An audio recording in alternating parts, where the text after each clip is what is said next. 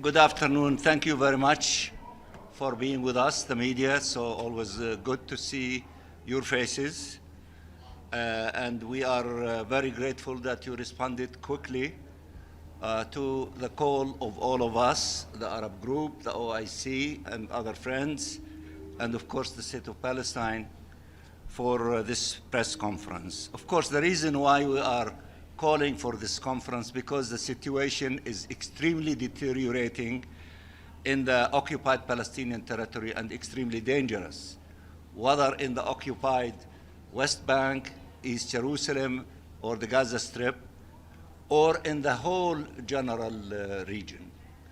And because of that, we felt that we cannot continue waiting as it relates to the question of Palestine until things to be sorted out in the region. The war in the Gulf region and also what's happening in Lebanon and the aggression against them. If we keep waiting, then this extreme Israeli government will sneak in under the smoke of the war and try, to make decisive changes in the occupied Palestinian territory through annexation, destructions of the hope of the two-state solution, and making the miserable situation in the Gaza Strip to even more miserable situation. So that's why we sent a letter at the beginning of the week, and one of my colleagues, if you wish, if you haven't seen the letter, we will be more than happy to give it to you, in which we listed the violations and the danger, the dangerous situation in the West Bank, starting from the great possibility of the implementation of E1 plan. That plan is extremely dangerous in a sense that it wants to connect through more settlements building and expanding settlements, connecting East Jerusalem with E1 settlements and connecting with the Khan al-Ahmar and through the Jordan Valley, reaching the Jordan River, meaning dividing the north and the south of the West Bank. And if you also think of Gaza, they occupying 53% of the land, expanded to 60% of the land, and Netanyahu is also saying we want to expand to 70% of the land. So occupying 70%, dividing north and south of the West Bank, then in essence, Smotrich, Netanyahu, and Ben Gvir, who are saying we are going to destroy the two-state solution, are taking practical step in this connection. You add to it the terrorism of the settlers, the invoking of the land registration to open it for Jews in the occupied Palestinian territory, which is illegal, and also the release of the listing of Israel and with the specific documentation as it relates to sexual violence against Palestinian prisoners, including girls and women. And everybody is saying we have the evidence regarding to that, but Netanyahu wants to shield those who are committing these crimes and attacking the Secretary General, and we salute him for the listing, attacking the civil society organization, the international organization, all those who have the evidence. Instead of taking those who commit these crimes to court, he is shielding and protecting them. I'm just giving you some of the elements that are in the letter that we sent to the Security Council. We are grateful to Libya and Somalia, the Arab representative in the Security Council, when we asked them that the Security Council cannot remain silent. It should act. And as we are meeting in front of you, they are having informal consultation in the content of our letter and other documents, the UN documents and other agencies' documents about all these crimes. We are saying that these crimes should be stopped. These illegal policies and practices should be, condemned, and Israel should be held accountable, and those who committed the crimes of sexual violence should face justice, and it should not be tolerated. We want the Security Council as the main organ of the UN in charge of the maintenance of international peace and security to act, to shoulder its responsibility, to stop these crimes, and I hope those who are meeting inside to act on the basis of many things, including international law, including the plan, the 20-point plan of President Trump, and Security Council Resolution 2803 that says, among other things, no to annexation, no to occupation, no to the continuation of the situation. You cannot just say that, and Israel is not listening to anyone without consequences. We want consequences, and we want the Security Council to act. We are grateful for almost every member of the Security Council that endorsed our request through, the Arab representative. It is so unique that 5 members of the European countries endorsed the call, along with China and Russia and everybody else. This is a unique moment, and this is also a sign that on our issue, still the Security Council is united and they want action. We are grateful to them. I'm grateful, to my colleagues and brothers, Brother Abdullah, who is the chair of the Arab group for this month. We had a meeting yesterday. They endorsed this call. They called for this press conference, and they authorized my brother Abdullah to give a statement on behalf of the other, Abdulaziz Al-Wasil, to give a statement on behalf of the Arab group, which he will. And also, we had consultation with the chairman of the OIC group, Ambassador Ahmad, and his deputy will be here to deliver a statement on behalf of the OIC. And you see that there is a massive support for Palestine in spite of everything. The war in the Gulf cannot continue to steal away the attention of the international community for justice for the Palestinian people, and we cannot remain silent. We have to do our duty here at the UN. We are ambassadors at the UN. It is our job to work with the Security Council, the General Assembly, the Secretary General, that Palestine cannot continue to wait on the margin. Justice has to prevail. This illegal occupation has to end, and freedom and independence of the state of Palestine should take place as quickly as possible. We thank you for being with us, and I give the floor to my brother Abdulaziz Al-Wasil. You have the floor, my brother. Good afternoon, everyone. Glad to be here. Let me start by thanking Dr. Riyad for the introduction, and now I will read the statement on behalf of the Arab group.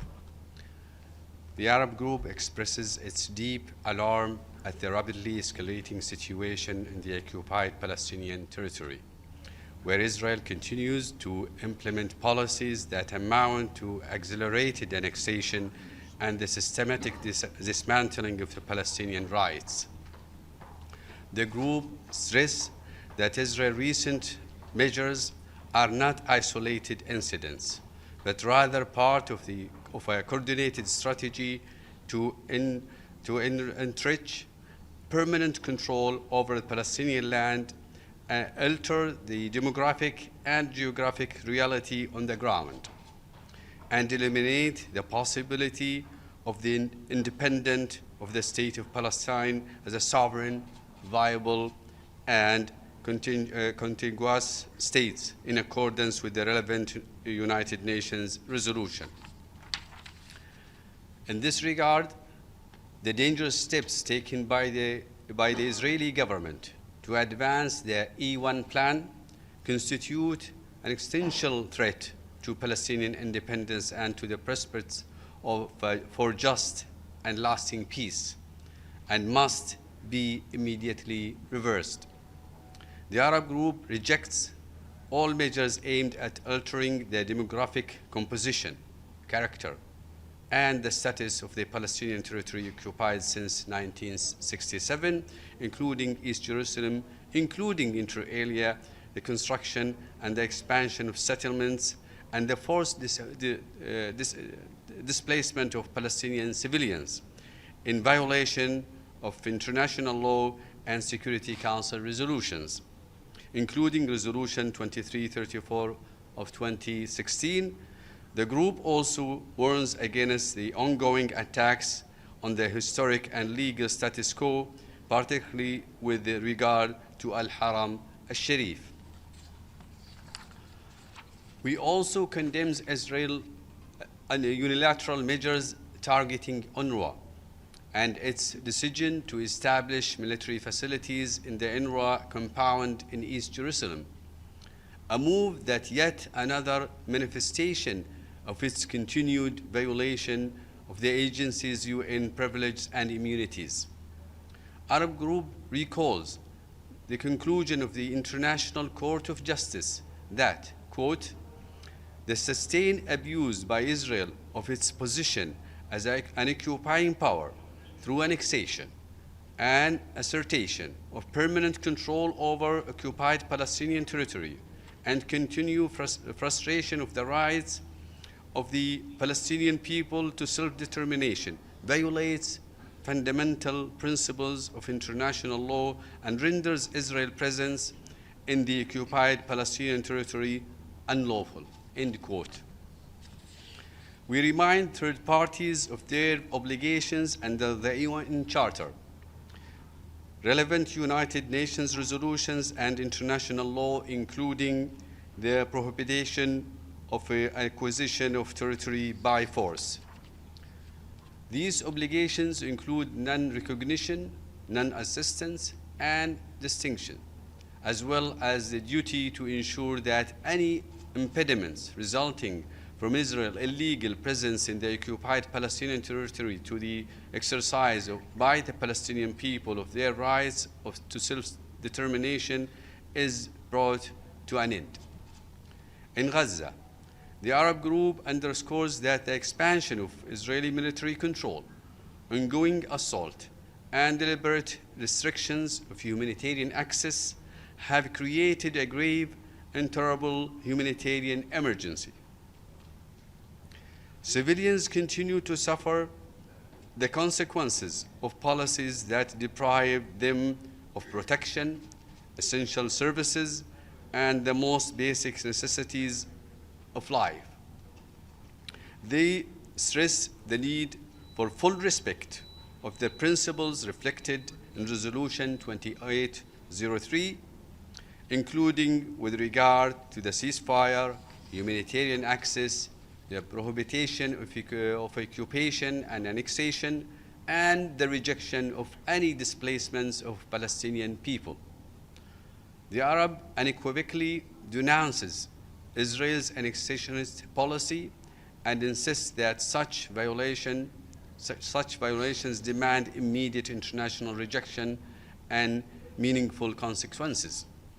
The Arab Group urges the Security Council and the international community to take decisive decision to immediately halt and reverse annexation-related activities, end settlement expansion, cease the forced displacement of Palestinians, put an end to all ongoing illegal measures through the occupied Palestinian territory, and ensure accountability in accordance with international law. I thank you. Thank you very much, Brother Abdulaziz, for that statement of the Arab Group. And as I said before, the Security Council is meeting. I'm delighted that my brother, the ambassador of Pakistan, who was supposed to be inside, he's inside, he's outside, he is everywhere. He's with us, and we thank you, and also the other representatives of the Security Council inside, including my brother from Bahrain and others, because somebody told me that maybe I confused Bahrain with Libya. Forgive me for that mistake. Of course, Libya you're okay with that. And allow me now to give the floor to my sister, the Deputy Ambassador of Turkey, to speak on behalf of the OIC. You have the floor. Esteemed members of the press, we thank you for being here. Minister Mansour, Ambassador Abdulaziz, we thank you for your remarks. And to complement their remarks, I have the honor to make the following press statement on behalf of the OIC New York Group. The OIC wishes to draw the Security Council's urgent attention to Israelis' continued efforts to accelerate the annexation of the occupied Palestinian territory in clear violation of international law. These include the expansion of settlement plans in the E1 area, jeopardizing the territorial unity and integrity of the occupied Palestinian territory by fragmenting the West Bank and severing East Jerusalem from its Palestinian environment. Measures relating to land registration and property rights, land expropriation, and seizure of sites of religious, cultural, and historical significance.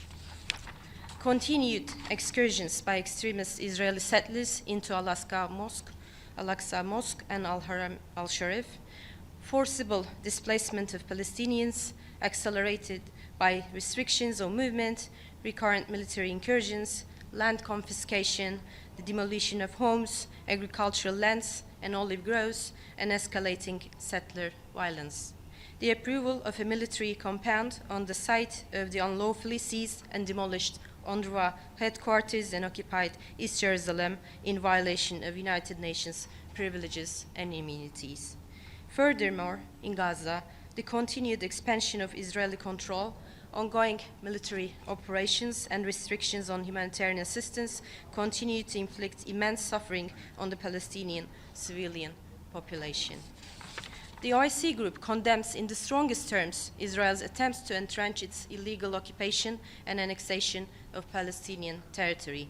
These actions constitute flagrant violations of international law, relevant Security Council and General Assembly resolutions. The Fourth Geneva Convention, ICJ advisory opinions and orders, the historical and legal status quo at the holy sites in occupied East Jerusalem. The OIC Group calls on the Security Council and all states to take urgent and effective measures to halt all annexation activities, settlement expansion, forcible displacement, the other unlawful practices in the occupied Palestinian territory, including East Jerusalem, and to ensure accountability in accordance with international law. We thank you for your kind attention. Thank you. Thank you very much, and we will keep you informed of exactly what is going on inside, what the Security Council will do, and what other steps that we will take, and we will do whatever it takes in order, to put an end to this tragedy of the Palestinian people. How sure are you that the Security Council will do something? Because from our experience throughout the years, any decisions that does not benefit Israel and protect him, it collides with the veto power inside the council, and we are no better off today than we have been like 20 years ago. What are the steps can be taken? And I know the answer more or less to this. What can we do to avoid this trap of the Security Council and the veto power? Well, thank you, Brother Talar, for asking this question. We will not allow the Security Council to run away from its responsibility.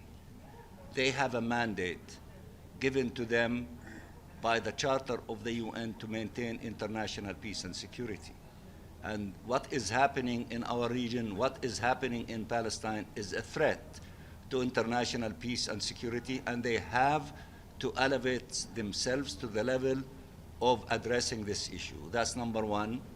Number two, they adopted Resolution 2803, which it said, among other things, that no to annexation, no to occupation, and also the whole process that should lead for self-determination and statehood for the Palestinian people. They all agreed. And it was introduced initially by the United States of America, and nobody voted against it in the Security Council. We want the Security Council to honor and respect its resolutions, all of them, including this one, including 2334, and many other resolutions. So we will keep knocking on their door. In addition to that, the fact that we are talking to you and through you to the whole world of the position of the Arab countries, the OIC countries, and others who are with us from other groups is an indication that the position of the international community is crystal clear and is in line with international law and in line with the principles enshrined in the Charter of the UN.